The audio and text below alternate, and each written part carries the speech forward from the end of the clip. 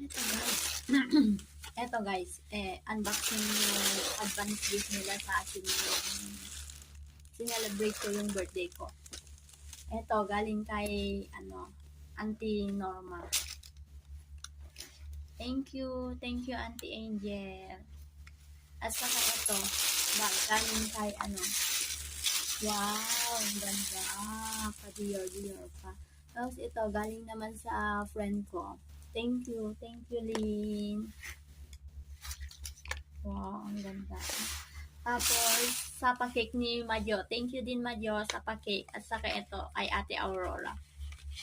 Wow, thank you, Ate.